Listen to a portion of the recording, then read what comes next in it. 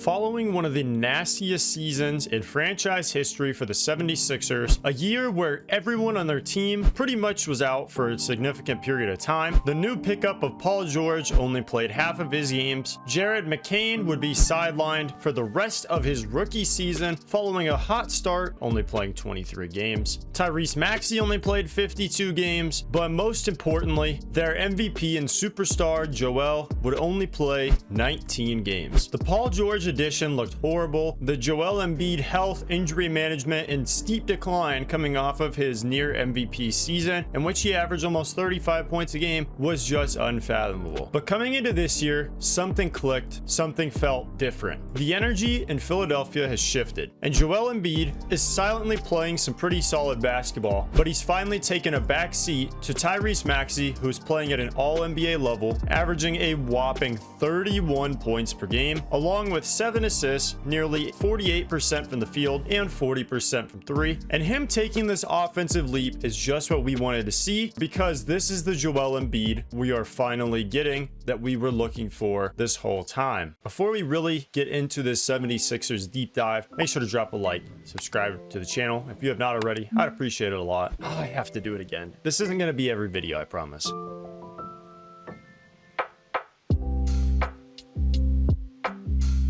Much better. For a franchise that has hosted Joel Embiid for his entire 12-year career up to this point, it has come with a lot of drama, a lot of antics, but still a lot of good basketball. From all the trolling off the court and on social media, to being very secluded and isolated at times, to also playing some of the best basketball that we have ever seen when he's at his peak and when he's fully healthy. Now, we've seen his body unfortunately be torn apart these past few seasons. He's really been beat up, and unfortunately for him, it's hard to say if we'll ever see him play at the level he once was again. But this year has been different for JoJo. We've seen him a lot quicker movement on the court, getting up and down the floor a little faster, some hustle plays on the defensive end. We saw at the end of that Nuggets game that they unfortunately lost, the way he ran back to try to chase down block that game-winning layup from Peyton Watson. Even though it was a goaltend, I have not seen him move like that probably in 2 years. Fortunately for Joel, with him playing this kind of backseat role to Maxey, it does help preserve his body a little more. You're not expecting him to carry the offensive load. You're not expecting him to go take 22 shots a night like he was near his MVP season, but also you're looking for him to kind of just play that two-man game with Tyrese Maxey. That pick and pop between them has been so lethal. We saw in the game against the Knicks, they're really able to utilize that, and it's because Maxey is so quick coming off of those screens, and both of them are such a threat to shoot anywhere on the floor. The Knicks, if I remember right, ran this set 7 times in a row, and they scored all 7 possessions consecutively off of this set. Now, my favorite part with this team is, though, that they do have a lot of really good pieces, especially for the offensive part. As of right now, they're actually a very mediocre offense. They are 16th in offensive rating, 115.7. The guards, the backcourt that they have, having Maxey, having VJ Edgecombe, Jared McCain, Quentin Grimes, there's not really an excuse to be this poor of an offense. Part of that is just trying to mesh in Jared McCain back into the swing of things. He has not been very good so far this year. We can expect better games coming from him soon, hopefully. Quentin Grimes, just kind of figuring out how to use him. I like him shooting off the ball, playing off of Maxey, especially, you know, that Joel Maxey two-man game. We've seen in the clutch of games, he is a good clutch shooter. Same with VJ Edgecombe. VJ has been one of the brightest spots of this team the whole year. Clutch situation after clutch situation. His defense steps up as well in these clutch situations. He's hustling for every loose ball. He has that kind of fight, that dog in him, that really brings a lot to this Philly team. Part of it is helping set that culture for what this team's capable of. When you have a guy like VJ trying so hard on a night-to-night basis to win every single game. In clutch situations, he has played in 22 clutch games this season. He's shooting 59% from the field and 59% from three. That shows you when the game is on the line, he doesn't miss. But take a look at what this offense is really capable of. You have Maxey handing the ball off to Joel, and just that action right there opens up the floor for Embiid to kick it to the corner. Quentin Grimes, wide open three. And here's another look, same game, handoff from Paul George. You're gonna go ahead and get a Maxey screen, and he's gonna get a wide open pull-up three. Deuce McBride doesn't step up. You gotta step up on that, man.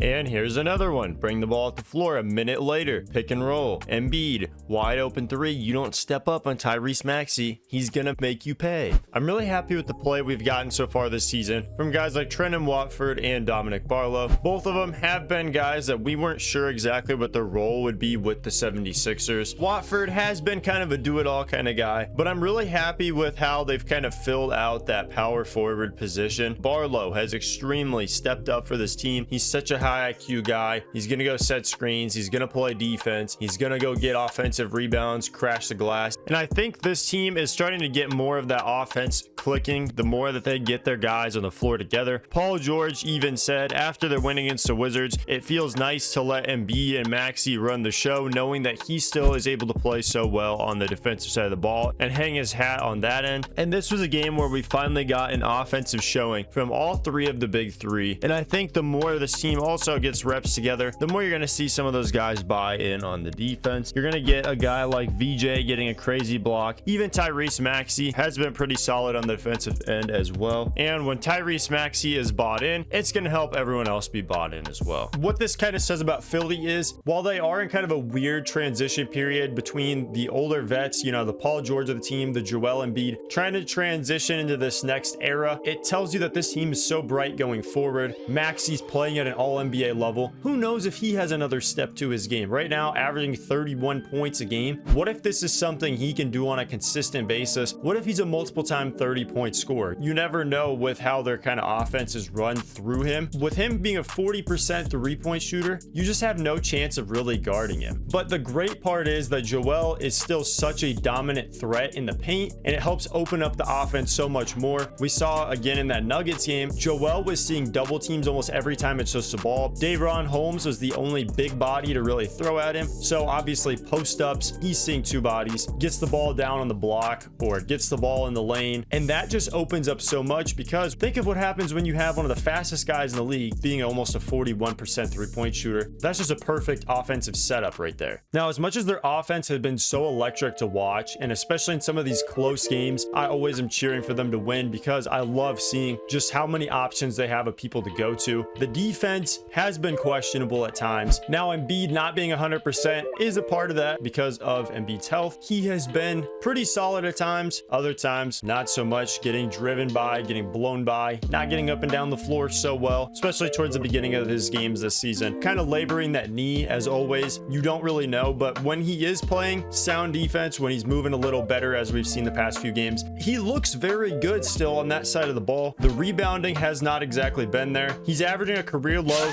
6.9 rebounds a contest. And while this rebounding is kind of a problem at times, I'm happy to see when him and Adembona play next to each other, they're very good. I like that double big kind of style that they run, but we saw that Denver game, there's no excuse to be letting Peyton Watson and Jalen Pickett get to the paint every single drive, getting free paint touches, getting wide open threes. That was their game plan, and it was working to perfection. So I think we kind of need to ask more defensively from some of these guys. Paul George has been stepping it up on the defensive side, especially compared to last year, but you need more from like a Tyrese Maxey. You need more from Jared McCain, Quentin Grimes. We talk about Embiid's defensive effort has changed so much. This is kind of what it looks like. Sixers are in a zone. Embiid is at the bottom, and you see he catches the backdoor cutting Jalen Wells, swats that, but you see the effort has changed on the defensive side of the ball. He's much more engaged. But I think the more they can buy in on the defensive side of the ball, not have to force Joel to do so much in the paint, I think the more of a defensive load they can take off of him, that'll just open up things on both sides of the ball for this team a little more. Now, when we look at the 76ers as a whole this year, being 5th in the Eastern Conference right now, 19-15, it is a very tight race, kind of middle pack of the playoff race. But if they can stay where they're at, this will be good for them. If they have a favorable first round matchup, right now they're set to play against the Toronto Raptors. Would definitely give them some problems transition defensive wise, but they could also find a way to pull this out. The Raptors would not really have an answer for Joel. I think this is a team, if they get hot at the right time, you do not want to see the Sixers in the playoffs. They just have so much to kind of throw at you offensively that it's going to be a problem for most teams in the East to kind of stop them. The Knicks are going to have trouble with this kind of team outside of maybe a Mitchell Robinson on Embiid, but Tyrese Maxey is going to give them some fits. For all the teams that are kind of stuck in this range, this middle of the pack area regular season wise, they may have one of the highest upsides looking to make a playoff run. And I think if everything went smoothly for them this year, they could potentially make a push push to the conference finals. What do you think about the 76ers this season? What do you think about Joel Embiid? He has had so much flack for everything he's gone through in the past couple of seasons, all the injuries and everything, but I think the bounce back we're seeing from him this year, his numbers, his counting stats still are not anything just insane to look at. Currently averaging numbers of 23, 7, and 3, 46% from the field, and a career low 24% from 3. So I think if he can get that three-point shot back a little bit also, that just opens up more for the offense. I think teams are probably letting him take those threes as well. Previous seasons, he shot anywhere between 37, 38%. If he can get anywhere near that again, this team has room to go upward. But yeah, make sure to drop a like if you did not earlier, and subscribe.